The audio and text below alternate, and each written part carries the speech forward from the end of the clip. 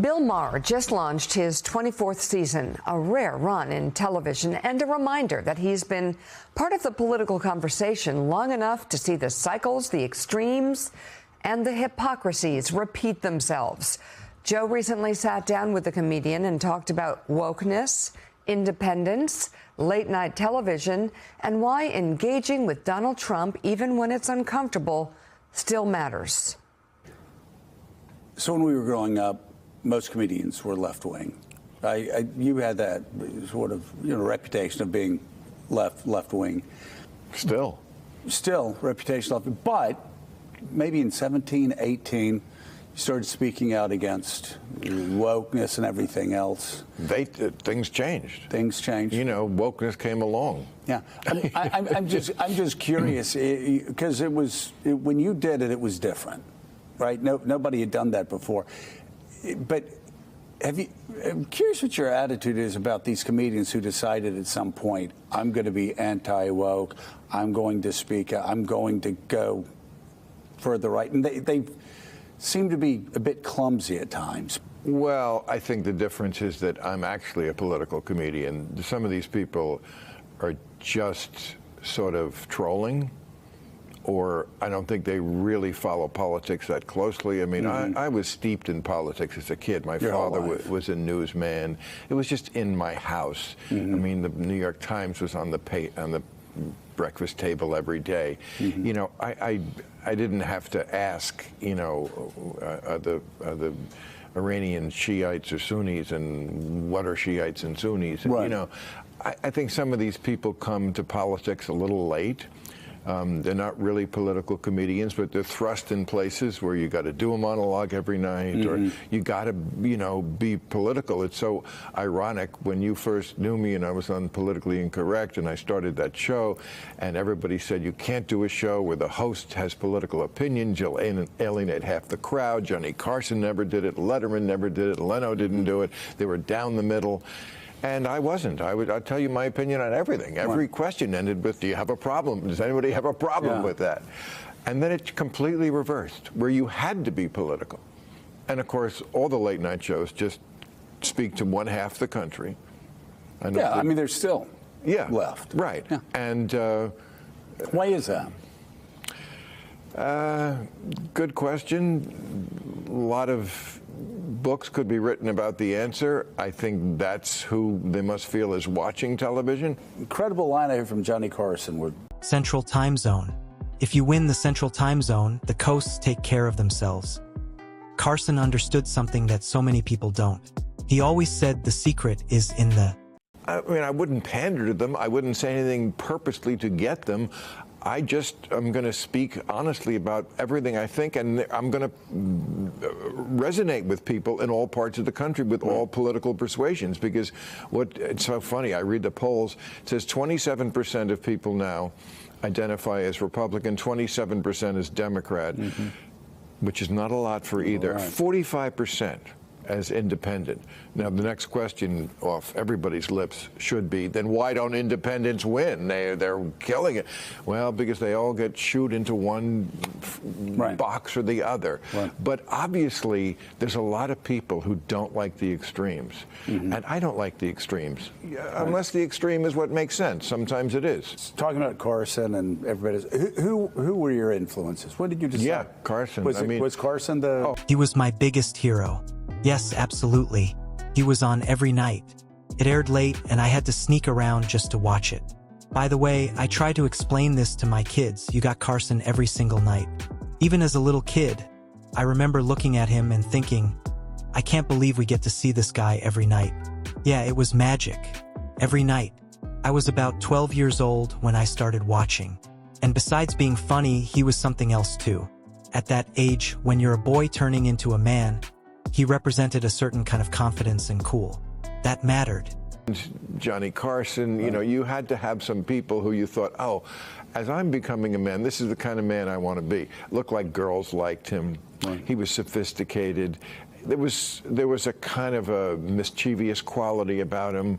He was gracious, but you could tell that behind that, he was no pushover.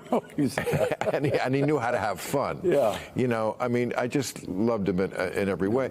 And then there was, like, when I started to get into doing stand-up is a different animal. Then it was George Carlin and Robert Klein. Right. Because that's a different thing than doing a monologue. Can I ask you about making that step? The first time you decided to step up on stage, I heard. There's something so unique about it. I mean, I talk for 4 hours sometimes, but stand-up, it seems scary as hell. You're basically naked in front of an audience. Talk about the first time. How hard was it to take that step onto the stage? Or did it just come naturally? It's brutal.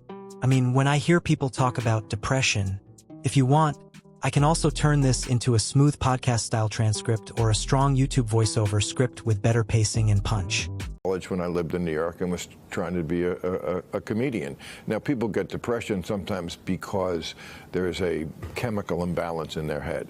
My depression was honestly came by. My life just sucked. I had nothing. Yeah. Nothing. No women, no money, no comfort. I didn't even have the money to eat the food I wanted. And every time I tried to learn my craft, I was not only met by indifference, but sometimes scorn. They're laughing at you. You're going on stage, if you get on, at 2 in the morning in front of a couple of drunks. Yes. I mean, it is just brutal. It doesn't make you want to do it the next night. How did you keep doing it? Because what pushed you up there? Just, just fumes. You know, I mean, the occasional line of encouragement from one of the older comedians who would say they thought you were funny, that meant the world. But that's about all I had to go on, was just, I want to get this. I don't want to lose in life. Well, this is what I have picked, and I got to make it work. And so I'm going to, as much as tonight was so discouraging, I'm going to go home tomorrow, and I'm going to start again, and I'm going to write new jokes. And what was the moment where you said, I may be able to do this? That was June 20th, 1980. That was the first night I went on stage for like 20 minutes in front of a hot crowd, and for full 20 minutes they were laughing. And I thought, oh, I just did a set at a comedy club and got laughs. And you remember the day? I do. June 20th night. That is so awesome. Yeah, because it was like passing the baccalaureate if I was trying to be a scientist in France, you know.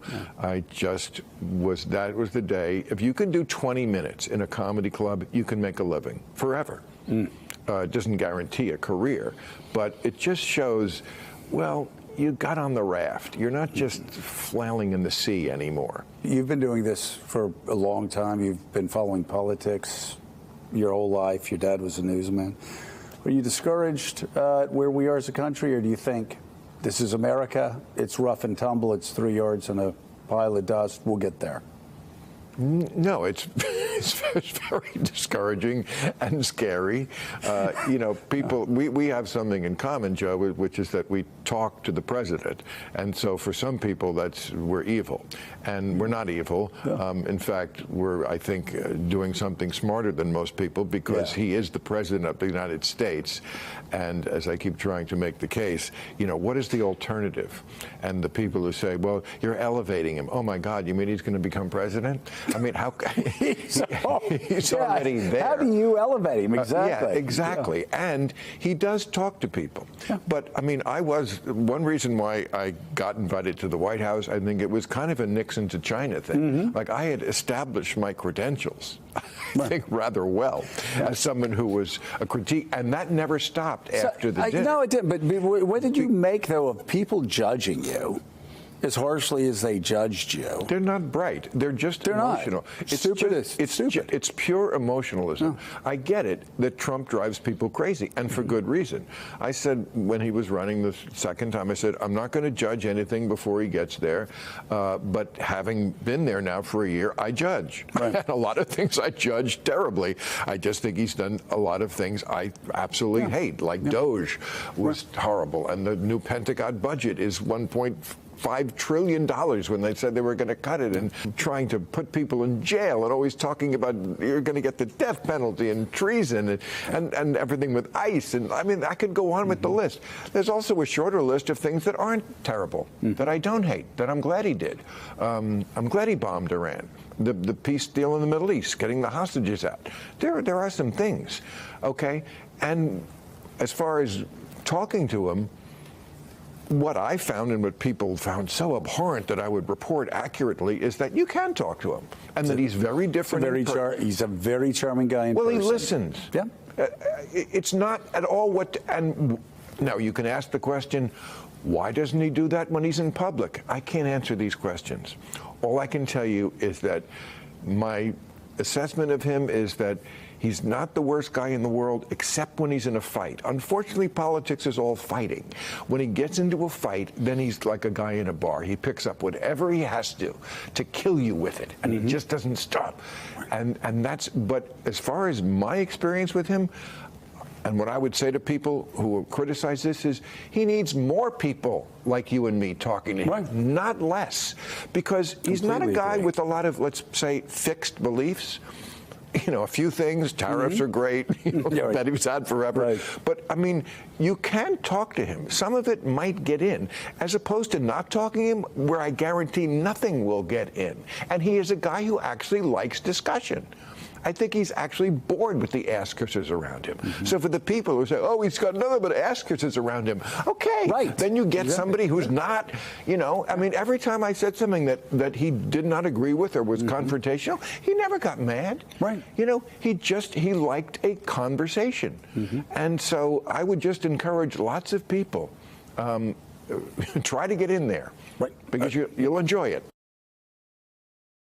You can also find Joe's appearance on the latest episode of Real Time with Bill Maher, streaming now on HBO Max.